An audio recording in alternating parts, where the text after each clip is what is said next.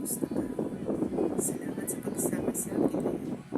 Kung may hawak kang kape, nasa biyahe, o nagpapahinga lang, samahan mo akong magnilay sa Leviticus 17. Sa unang tingin parang mahirap basahin ang chapter na ito dahil tungkol ito sa dugo, mga handog, at mga utos ng Diyos. Pero habang binabasa ko ito, may isang bagay na paulit-ulit na tumatak sa puso ko. Ang buhay ay sa Diyos. Sa Leviticus 17, sinabi ng Diyos na ang buhay ng bawat nilalang ay nasa dugo.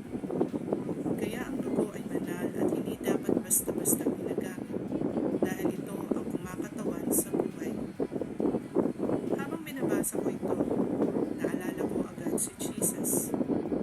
Ang dugo na binabanggit sa Leviticus ay nagtuturo sa atin sa mas dakilang sakripisyo. Ang dugo ni Kristo na ibinuhos sa krus para sa ating kapatawaran. Hindi na natin kailangang mag-alay ng mga hayop dahil minsan at magpakailanman si Jesus na ang naging handog para sa ating kasalanan.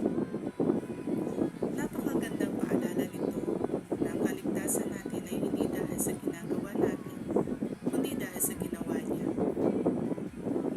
Habang nagde-devotion ako, may tanong na dumating sa puso ko.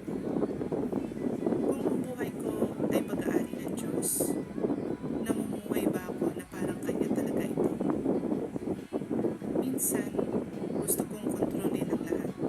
Ang trabaho, ang future, ang mga plano, pati ang ministry at content na ginagawa ko. Pero dahan-dahang pinaalala ng Panginoon, hindi mo kailangang hawakan ang lahat. Isuko mo sa akin dahil ako ang may-ari ng buhay mo. At doon ko na-realize na hindi lang pala oras ng devotion ang para sa Diyos. Pati trabaho, mga pangarap, mga desisyon, at kahit ang simpleng araw-araw na pamumuhay ay dapat ibinabalik sa Kanya. Kung ang Diyos ang may-ari ng buhay natin, ibig sabihin, siya rin ang nakakaalam ng pinakamabuti para sa atin. Kaya kapag hindi malinaw ang susunod na hakbang, kapag may mga panalangin tila hindi pa sinasagot, kapag parang hindi natin alam kung saan tayo dinadala ng Panginoon, pwede tayong magtiwala.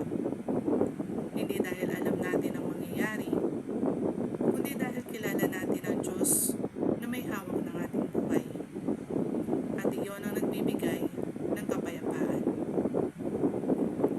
Let us pray. Panginoon, salamat dahil ang buhay ko ay hindi aksidente. Ikaw ang nagbigay nito at ikaw rin ang may layunin para rito.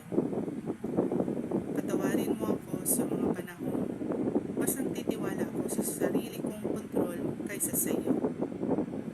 Turuan mo akong isuko ang bawat bahagi ng buhay ko.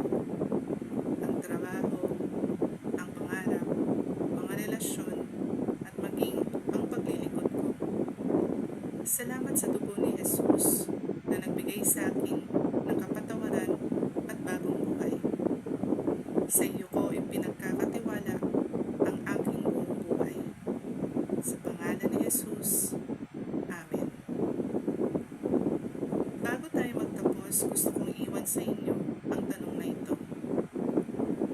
Kung ang buhay mo ay pag-aari ng Diyos, ano ang isang bagay na kailangan mong isuko sa Kanya ngayon? Huwag matakot na magtiwala. Ang Diyos na nagbigay ng buhay sa iyo ay siya ring tapat na gagabay sa bawat hakbang mo. Salamat sa pakikinig.